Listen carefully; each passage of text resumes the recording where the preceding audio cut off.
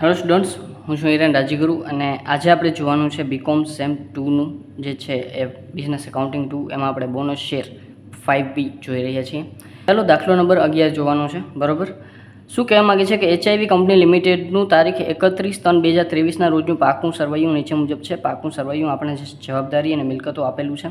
જવાબદારી બાજુ આપણે જોઈએ તો દરેક ₹10નો તેવા ઇક્વિટી શેર પૂરા ભરપાઈ થયેલા આપેલા છે. સામાન્ય અનામત આપ્યું છે, નફા નુકસાન ખાતું આપ્યું છે અને ચાલુ દેવા આપણને આપેલા છે. મિલકતો બાજુ જોઈએ તો આપણને કાયમી મિલકતો આપી છે, ચાલુ મિલકતો આપી છે અને રોકડ બેંક આપેલી છે. આગળ વસ્તુ આપણે જોઈએ તો કંપની એ તારીખ 1/4/2023ના રોજ દરેક 5 ઇક્વિટી શેરે 2 ઇક્વિટી શેર બોનસ આપવાનું નક્કી કર્યું. બરાબર, 5 ઇક્વિટી શેરે 2 ઇક્વિટી શેર બોનસ આપવાનું નક્કી કર્યું છે અને બોનસ શેર આપ્યા પછી વધેલી મૂડી પર દરેક 5 ઇક્વિટી શેરે 2 નવા ઇક્વિટી શેર હકના શેર તરીકે ₹10નો તેવા શેર 20%ના પ્રીમિયમથી આપવાનું ઠરાવ્યું છે, જે બધા ભરપાઈ થઈ ગયા છે. ઉપરોક્ત વિગતો ઉપરથી કંપનીના ચોપડે જરૂરી આમનોંધ લખો અને ફેરફાર પછીનું કંપનીનું નવું પાકું સરવૈયું તૈયાર કરો. હવે જો આમાં બે વસ્તુ આપણે ધ્યાનમાં દેવાની છે. પહેલાં છે એ કંપની બોનસ આપે છે. પહેલો ભાગ શું છે? કંપનીનો બોનસનો. બરાબર, અને બીજા નંબરમાં કંપની છે એ હકના શેર આપે છે. બરાબર, તો આપણે આ બે વસ્તુની નોંધ કરવાની થાય. તો સૌપ્રથમ આપણે બોનસની નોંધ કરીએ. બરાબર, તો સૌપ્રથમ હું છે એ શું કરું છું તો કે માત્ર થિયરિકલ બેઝ જ અહીંયા લખું છું. બરાબર, અને પછી આપણે આમનોંધ છે એ હું અહીંયા કરીશ અને પાકું સરવૈયું ઓલરેડી મેં બનાવેલું છે. ચાલો, તો સૌપ્રથમ બોનસની વાત કરી લઈ તો આપણને એમ કીધું છે કે 5 ઇક્વિટી શેરે 2 ઇક્વિટી શેર બોનસ આપવાના છે. તો અહીંયા હું બોનસની વાત કરું, પહેલાં આપણે બોનસ કરીએ. બરાબર, તો 5 ઇક્વિટી શેરે 2 ઇક્વિટી શેર. બરાબર, આ વસ્તુ આપણને કીધી છે કે 5 ઇક્વિટી શેર પર આપણે 2 ઇક્વિટી શેર કીધા છે. તો ઇક્વિટી શેર આપણી પાસે ખરેખર છે કેટલા? બરાબર, તો હું જરાક તમને કેલ્સી આપું. કેલ્સી લઈ લઈએ આપણે. જો 3 લાખ આપણે પૂરા ભરપાઈ થયેલા રૂપિયા છે, તો 3 લાખ શું છે આપણી પાસે? પૂરા ભરપાઈ થયેલા રૂપિયા છે. અને 10 રૂપિયાનો એક છે એટલે આપણી પાસે ઇક્વિટી શેર કેટલા થાય? તો કે 3 લાખ ભાગ્યા 10. બરાબર, એટલે કે 30,000 ઇક્વિટી શેર થાય આપણી પાસે. ઇક્વિટી શેરની વાત થાય છે. બરાબર, રૂપિયાની વાત થતી નથી. રૂપિયા અલગ છે, ઇક્વિટી શેર અલગ છે. બરાબર, એક વસ્તુ હંમેશા ધ્યાનમાં રાખવાની કે સ્ટુડન્ટ્સને અહીંયા ઘણા કન્ફ્યુઝન થાય છે. બરાબર, કે 3 લાખ રૂપિયા આપેલા છે આપણને અને 10 રૂપિયાનો એક ઇક્વિટી શેર છે.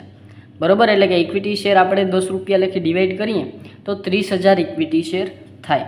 તો અહીંયા આપણે 5 ઇક્વિટી શેરે 2 ઇક્વિટી શેર આપે છે, તો ખરેખર 30,000 ઇક્વિટી શેરે આપણને કેટલા શેર મળશે? બરાબર, આપણે ત્રિરાશિ મૂકી, કાંઈ નથી કર્યું. બરાબર, એટલે કે આપણે કરશું 30,000 એને ગુણ્યા 2 એને ભાગ્યા 5.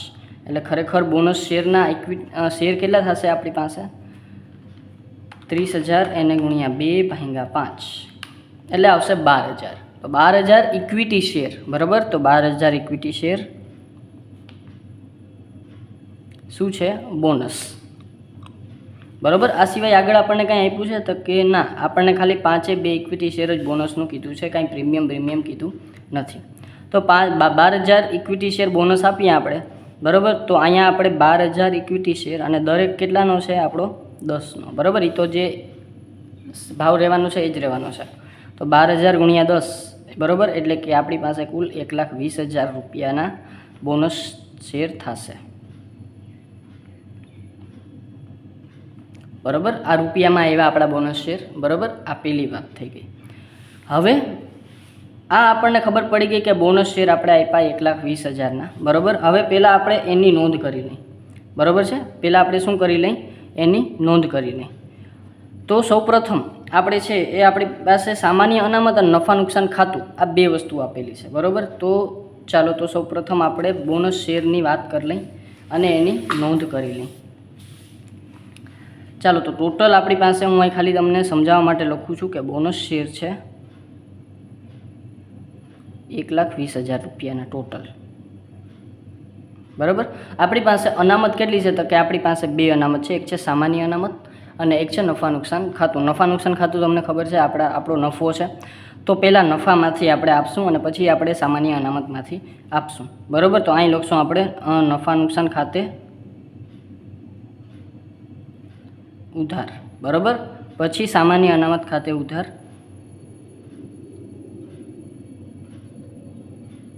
અને પછી આપણે લખશું કેના ખાતે, તો કે તે શેર હોલ્ડરોના બોનસ ખાતે.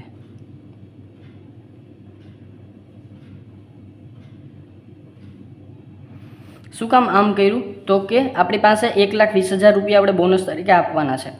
ઓકે, બરાબર.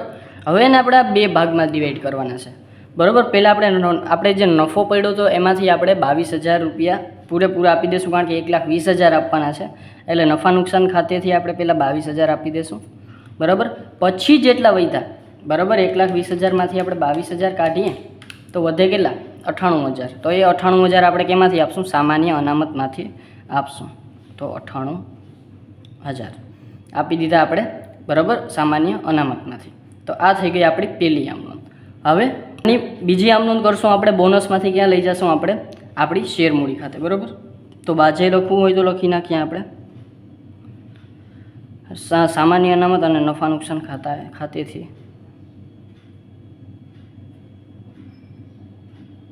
બોનસની જોગવાઈ કરી તેના,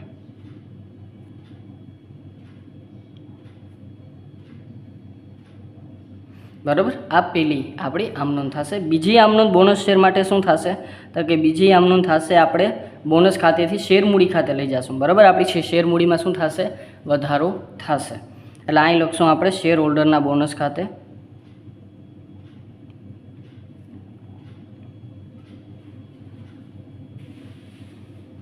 ઉધાર, અને તે કેના ખાતે, આપણી શેર મૂડી ખાતે, ઇક્વિટી શેર મૂડી ખાતે.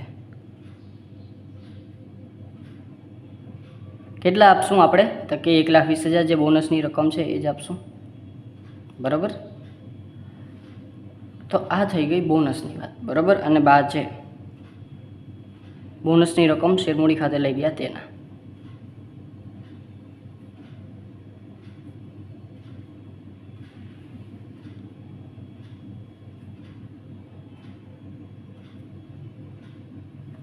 બરાબર છે. આ બે આમનોંધ આપણી થશે. પહેલી આમનોંધ આપણે નફા નુકસાન અને સામાન્ય અનામતમાંથી ચૂકવાઈ કરી એના, અને બીજી આપણે શેરમૂડી ખાતે લઈ ગયા એને, બરાબર છે. ચાલો પછી આગળ વધીએ. આ થઈ ગઈ બોનસની વાત, બરાબર. બોનસને આપણે બે પ્રકારે આપ્યા, 22,000 આપ્યા આપણે, બરાબર, અને એક આપણે આપ્યા 98,000 જે આપ્યા આપણે સામાન્ય અનામતમાંથી, અને આ આપ્યા આપણે નફા નુકસાન ખાતેથી, બરાબર છે. ચાલો આગળ વધીએ બીજા નંબરમાં. હવે આપણે શું કીધું છે, તો કે બોનસ શેર આપ્યા પછી, હવે બોનસ શેર અપાઈ ગયા એની નોંધ થઈ ગઈ. બોનસ શેર આપ્યા પછી વધેલી મૂડી પર દરેક 5 ઇક્વિટી શેરે 2 ઇક્વિટી શેર નવા, બરાબર, 2 નવા ઇક્વિટી હકના શેર તરીકે ₹10નો તેવા 20% પ્રીમિયમથી આપવાનું ઠરાવ્યું છે, બરાબર. અને જે બધાય ભરપાઈ થઈ ગયા છે. હવે આપણે બીજા નંબરમાં વાત કરશું હકના શેરની,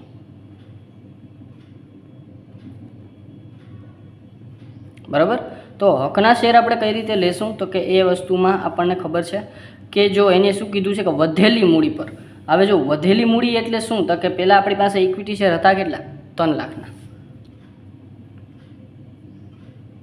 3 લાખના ઇક્વિટી શેર હતા, અને પ્લસ આપણે બોનસ આપી છે.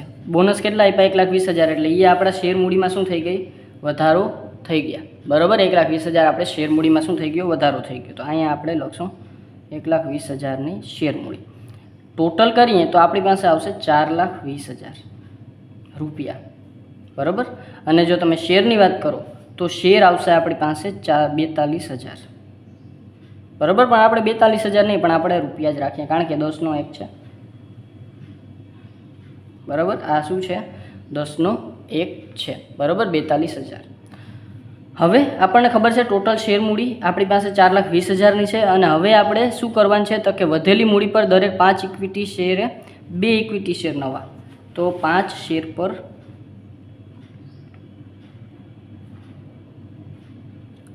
2 શેર હકના, બરાબર, અને બધા જ હકના શેરનો શું કરે છે, ઉપયોગ કરે છે, બરાબર છે. એટલે કે બધાય ભરપાઈ થઈ ગયા છે. એટલે જેટલા આપણે આપણા શેર હોલ્ડર છે એ બધાય આ હકનો ઉપયોગ કરે છે. એટલે 5 શેર પર 2 શેર હકના આપવાના છે. ખરેખર શેર છે આપણી પાસે 42,000. તો અહીં લખશું આપણે 42,000 શેરે 5 શેરે 2 શેર, તો 42,000 શેર પર કેટલા હકના શેર આપણને મળશે. તો અહીંયા હું ત્રિરાશી મૂકી દઉં, 42,000 ગુણ્યા 2 એને ભાગ્યા 5, તો આ થઈ જશે 42 દુ ગુણ્યા 2 84 ભાગ્યા 5. ચાલો, તો એ થઈ જશે 16,800. એટલે કે આ 16,800 શેર થઈ જશે, બરાબર છે. શેર થશે, બરાબર છે. અને હું પૈસાની વાત કરું તો 16,800 એને ગુણ્યા 10 એટલે કે 1,68,000 અમારી પાસે શેર થઈ જશે. અને હજી એમાં પ્રીમિયમની વાત આપણને કરી છે, બરાબર છે. તો પ્રીમિયમ આપણને કેટલું કીધું છે, તો કે આપણને 10નો શેર છે અને 20% પ્રીમિયમથી આપવાનું નક્કી કર્યું છે. તો આના 20% પ્રીમિયમ એટલે કે પ્લસ આના 20%, બરાબર. એટલે કે 20% પ્રીમિયમ તમે ગમે એના 20% કરી શકો છો, બરાબર છે. ચાલો, તો હું ડાયરેક્ટ 1,68,000ના જ 20% કરું છું. એટલે કે 33,600 એ શું થશે, મારું પ્રીમિયમ, બરાબર. જે આપણે 16,810 રૂપિયા લખી 1,68,000 હતા, એમાં પ્રીમિયમ એડ આપણે કરશું 20%. એટલે કે ટોટલ મારી પાસે શેર મૂડી આવશે 1,68,000 પ્લસ 33,000, એટલે કે એ આવશે 33,600 છે. 1,68,000 પ્લસ 33,600 એટલે એ આવશે 2,01,600. તો અહીંયા લખશું આપણે 2,01,600 મારી પાસે કુલ પ્રીમિયમ સહિતની રકમ.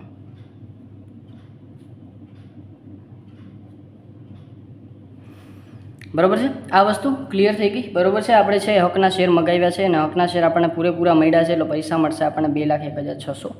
હવે આપણે છે એ શું કરશું, તો કે હવે આપણે આની આમ નોંધ કરશું, બરાબર. આપણી પાસે પૈસા તો આવી ગયા, તો બીજા નંબરમાં આપણે બોનસ શેર પછી હકના શેરની આમ નોંધ કરશું. તો અહીં લખશું આપણે હકના શેર.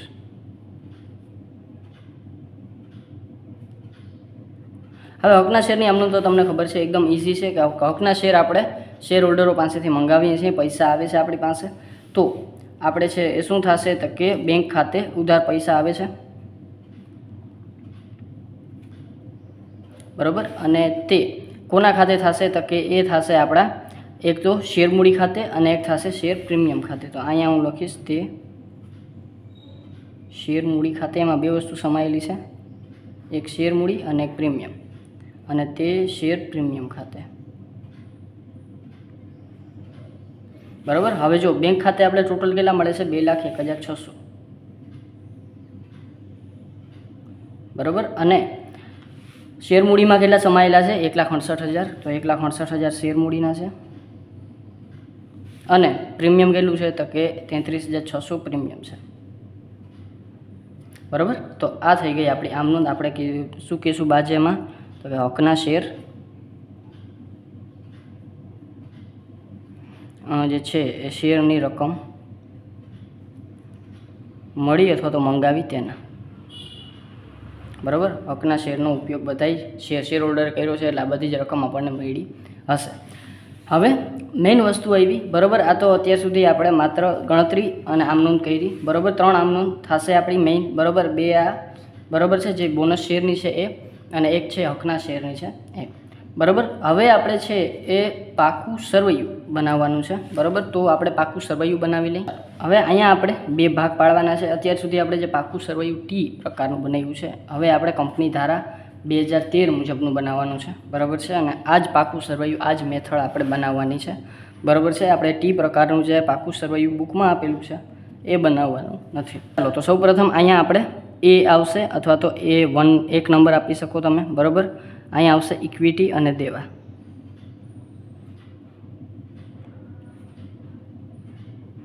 બરાબર છે. પહેલાં આવશે ઇક્વિટી અને દેવા.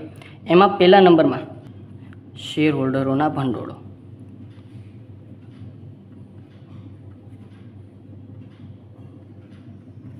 બરાબર. શેર હોલ્ડરોના ભંડોળોમાં શું આવશે તો કે પહેલાં આવશે શેર મૂડી. બરાબર. ચાલો તો પહેલાં આવશે શેર મૂડી. તો શેર મૂડી આપણે છે એ ટોટલ લખવાની છે. બરાબર. હવે દાખલા તરીકે આપણને છે હવે આપણે બુકની લગભગ જરૂર પડી. પહેલાં આપણી પાસે 3 લાખ ઇક્વિટી શેર હતા. બરાબર. અને આપણે છે એ બીજા ઇક્વિટી શેરોની વાત કરીએ તો પહેલાં આપણે 1,20,000ના બોનસ શેર આપ્યા. બરાબર. તો એ 1,20,000ના બોનસ શેર આપણી પાસે આવશે. આ સિવાય આપણે 1,68,000ના હકના શેર આવ્યા. બરાબર. તો એ આપણે બહાર પાડ્યા તો એ પણ આપણા આમાં એડ થશે તો પ્લસ આવશે 1,68,000. બરાબર. એટલે કે આપણી પાસે ટોટલ 3,20,000 અને 1,68,000 ટોટલ આપણી પાસે શેર થશે. કયા કયા તકે એક તો આપણી પાસે 3 લાખ હતા એ, પછી બીજા નંબરમાં આપણી પાસે જે બોનસ શેર આપણે બહાર પાડ્યા હતા એ. બરાબર. આ બીજી. અને ત્રીજા નંબરમાં આપણે જે હકના શેર બહાર પાડ્યા હતા એ. બરાબર. એટલે કે 1, 2 અને 3 શેર આપણા થશે. બરાબર. એટલે કે આ ટોટલ શેર મૂડીની વાત કરીએ આપણે તો 3 લાખ પ્લસ 1,20,000 અને પ્લસ 1,68,000 ટોટલ થશે 5,88,000. હવે જો અહીંયા ચાલુ વર્ષ ને ગયા વર્ષમાં કાંઈ નથી કરવાનું, માત્ર ચાલુ વર્ષ માટે આપણે છે એ 5,88,000.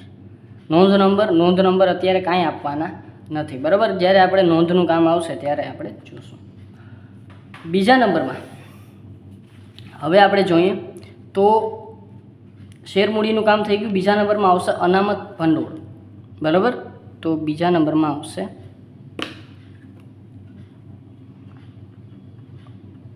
અનામત અને વધારો. બરાબર. આનું આખું સ્ટ્રક્ચર છે. પહેલાં શેર હોલ્ડરના ભંડોળો આવશે, પછી અનામત વધારો આવશે, પછી લાંબા ગાળાના દેવા આવશે અને પછી ટૂંકા ગાળાના દેવા આવશે, પછી મિલકતોમાં. બરાબર છે. 4 જ ભાગમાં આપણે છે એ આપણે ઇક્વિટી અને દેવાને જે છે એ ડિસ્ટ્રીબ્યુટ કરશું. હવે જો અનામત અને વધારોમાં આપણી પાસે એક સામાન્ય અનામત હતું, એક નફા નુકસાન ખાતું હતું. બરાબર. હવે નફા નુકસાન ખાતું તો આપણે છે એ યુઝ કરી લીધું. બરાબર છે. 22,000 છે એ આપણે આપી દીધા. બરાબર. નફા નુકસાન ખાતાના. એટલે આ 22,000નું કેન્સલ થઈ જશે. 22,000 હવે આવશે નહીં. પણ સામાન્ય અનામતમાં જે 2,88,000 હતા એ પૈકીના 98,000 2,88,000 આપણી પાસે સામાન્ય અનામતમાં હતા. એ પૈકીના 98,000 આપણે બોનસ શેરમાં આપ્યા. તો 98,000 આપણે માઇનસ કરીએ તો સામાન્ય અનામતમાં વધે કેટલા? 1,90,000. તો 1,90,000 આપણે સામાન્ય અનામતમાં આવશે. તો અહીંયા લખશું આપણે પહેલાં સામાન્ય અનામત.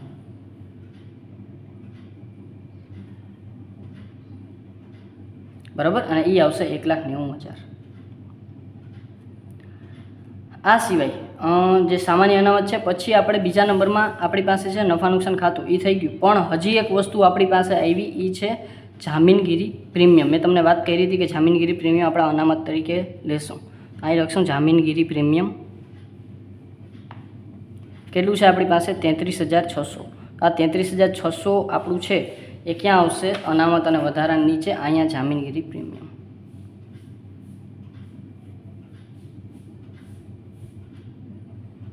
બરાબર છે. ચાલો. અને એ આવશે આપણી પાસે 33,600. બરાબર છે. આ કેટલું આવશે? 33,600. પછી ત્રીજા નંબરમાં આપણે વાત કરીએ તો અનામત વધારાની વાત થઈ ગઈ. પછી આપણે લેશું લાંબા ગાળાના દેવા. બરાબર. આપણે સ્ટ્રક્ચર તરીકે જ જાશું. બરાબર. પહેલાં શેર હોલ્ડરના ભંડોળો આવી ગયા, અનામત વધારો આવી ગયો. ત્રીજા નંબરમાં આપણે લેશું એ છે એ લાંબા ગાળાના દેવા. લાંબા ગાળાના દેવામાં શું આવશે તો કે ખાલી 1-2 એક્ઝામ્પલ લખું છું. ડિબેન્ચર જે આપણી પાસે છે નહીં, અને લાંબા ગાળાની લોન. બરાબર. આ 2 વસ્તુ, 2માંથી એક કાંઈ આપણી પાસે છે નહીં. બરાબર છે. પછી ચોથા નંબરમાં આપણે લખશું ટૂંકા ગાળાના દેવા. ટૂંકા ગાળાના દેવામાં શું આવશે તો કે ટૂંકા ગાળાના દેવામાં ઘણું બધું આવી શકે. બરાબર. એમાં આવશે લેણદારો. બરાબર. આ સિવાય દેવી ઊંડી છે. બરાબર છે. આ સિવાય બેંક ઓવરડ્રાફ્ટ છે. બરાબર. તો આ બધા આપણા ટૂંકા ગાળાના દેવા છે. પણ અત્યારે આપણે લેણદારો એક જ આપેલા છે. બરાબર. તો અહીંયા આપણે જોઈ લઈએ ચાલુ દેવા. ચાલો તો ચાલુ દેવા આપેલા છે, બીજું કંઈ આપેલું નથી, માત્ર ચાલુ દેવા એવું લખ્યું છે. બરાબર. તો આમાં લેણદારો, દેવી ઊંડી ઘણું બધું આવે. બરાબર. પણ અત્યારે આપણને માત્ર ટૂંકા ગાળાના દેવા એને ચાલુ દેવાય કહેવાય. બરાબર. તો માત્ર ચાલુ દેવા આખું એવી જ રીતે આપેલું છે, તો આપણે ટૂંકા ગાળાના દેવા એમાં એવી જ રીતે લખી નાખીએ, જેટલા આપ્યા છે એટલા 70,000. તો અહીંયા આપણે લખી નાખશું 70,000 બરાબર. આ સિવાય આમાં અંદર ડિટેલમાં પણ આવશે, પણ ડિટેલમાં આપણને કાંઈ આપ્યું નથી, માત્ર એમ કીધું છે કે ચાલુ દેવા આટલા છે, તો આપણે માત્ર ચાલુ દેવા છે એ લખી નાખ્યા બરાબર છે. ચાલો, અને આને બિનચાલુ દેવા પણ કહેવાય બરાબર. બિનચાલુ દેવા, લાંબા ગાળાના દેવા, આ બધું જે છે એ સેમ કહેવાય. ચાલો, તો આ થઈ ગયું મૂડી દેવાની વાત. પછી આપણે ઇક્વિટી અને મિલકતો બાજુ જઈએ, તો અહીંયા હું બીજી હેડિંગ નાખી દઉં છું મિલકતોનો બરાબર. આ આપણી વાત થઈ ગઈ ઇક્વિટી અને દેવાની. હવે આપણે મિલકતો બાજુ જઈએ, તો મિલકતોમાં આપણની પાસે જે છે એ સૌપ્રથમ આવશે જે છે એ લાંબા ગાળાની મિલકતો અથવા તો બિનચાલુ મિલકતો.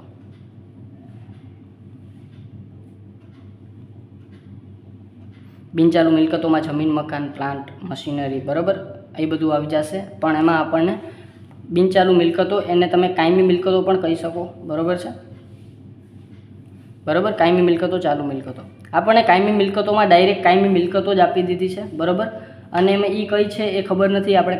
આમાં કાયમી મિલકતો દ્રશ્ય, કાયમી મિલકતો અદ્રશ્ય બરાબર બધી જ બાબત આવી શકે, પણ આપણને આમાં ખાલી કાયમી મિલકતો જ આપી છે બરાબર છે. તો અહીંયા આપણે માત્ર લખશું કાયમી મિલકતો. એમાં આપણે દ્રશ્ય અદ્રશ્ય કાંઈ આપણને ચોખવટ કરી નથી, એટલે ડાયરેક્ટ આપણે 5,40,000 આ જ લખી નાખશું બરાબર છે.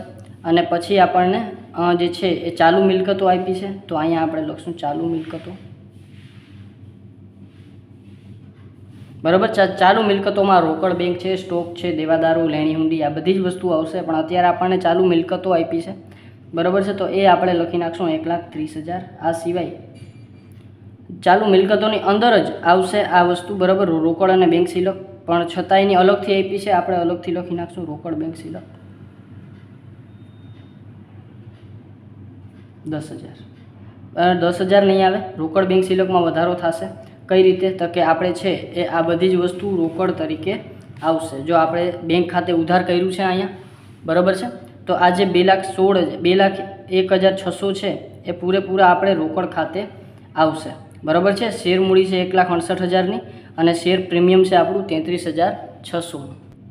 તો આપણે રોકડમાં છે એ આ બધી બાબતો એડ થશે. તો રોકડ આપણી કઈ રીતે બનશે? તો કે રોકડ ખાતું, એમાં સૌપ્રથમ આપણે છે એ 10,000 રૂપિયા આપણી પાસે હતા બરાબર છે.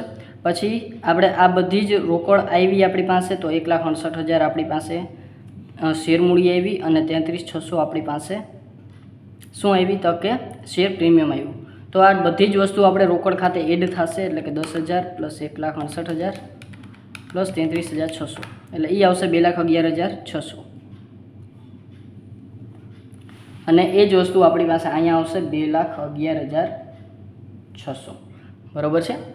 તો હવે જો મિલકતોમાં આ બાબતો છે ને ખૂબ જ નાની કહેવાય બરાબર. તો બિનચાલુ મિલકતોમાં તમે આના પાર્ટ પાડી શકો બરાબર છે. એમાં જમીન, મકાન, ફર્નિચર એવું લખી શકો, દ્રશ્ય મિલકતો, અદ્રશ્ય મિલકતો, લાંબા ગાળાના રોકાણો બરાબર છે. તો આ બધી વસ્તુ આમાં ડિટેલમાં તમે લખશો તો વધુ સારું બરાબર. ચાલુ મિલકતોમાં ઘણી બધી ચાલુ મિલકતો હોય, દેવાદારો હોય, લેણી હુંડી હોય બરાબર, સ્ટોક હોય બરાબર. આ સિવાય ટૂંકા ગાળાના રોકાણો હોય, તો આ બધી ચાલુ મિલકતો છે આપણી બરાબર. રોકડ બેંક સિલક છે બરાબર. તો એ એના અંદરનું એક આપણી પાસે છે બરાબર. અહીંયા આપણે બહુ લાંબી ડિટેલ લખી નથી બરાબર, પણ તમે લખો તો વધારે સારું. હવે આપણે પાકા સરવૈયાનું કામ પૂરું થઈ ગયું. આપણે જરાક એને ટેલી કરી લઈએ બરાબર છે. ચાલો, તો સૌ પ્રથમ છે આપણી પાસે 5,88,000 પ્લસ 1,90,000 પ્લસ 33,600 પ્લસ આ આવશે આપણી પાસે 70,000. તો આ આવશે 8,81,600. તો અહીંયા આપણે ટોટલમાં લખશું 8,81,600. અને આ સિવાય આનો આપણે ટોટલ કરી લઈએ તો 5,40,000 પ્લસ 1,30,000 પ્લસ 2,11,600, આ એ આવશે 8,81,600. ચાલો, તો આ થઈ ગયો આપણો 8,81,600, 8,81,600 આપણો પાકા સરવૈયાનો ટોટલ. અને આ હતો આપણો દાખલા નંબર 11. બતા કંઈ કન્ફ્યુઝન રહી જાય તો મને કોમેન્ટ બોક્સમાં જરૂરથી પૂછી લેજો. વિડીયો ગમ્યો હોય તો લાઇક, શેર અને સબસ્ક્રાઈબ જરૂરથી કરી નાખજો. Thank you.